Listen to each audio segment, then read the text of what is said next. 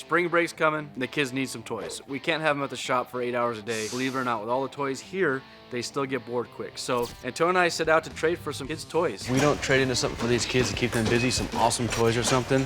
We're never gonna get anything done. We get kind of cocky at times towards each other, so Kendall told us, why don't you guys both start off with lawnmowers and see what you guys can end up with. I took the lawnmower and I traded that for a generator of all things. And this was probably one of the more lopsided trades. Man, I gotta see it do the whole lawn.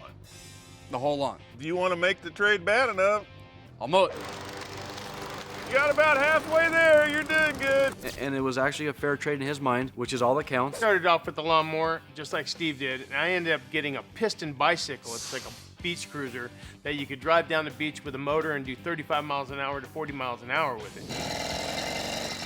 Traded that up for a big commercial air compressor. I traded that to a 1926 Studebaker rat rod. Wow, so this is the old leaf spring suspension back in 22, huh? Yeah, it was a rough ride, not like today's. Are these original rims? Yeah. I took that generator and I traded for a concrete saw. Did you buy this thing new? Yeah, it was new. It was new? Yeah. Start it up for you and show you. Start her up.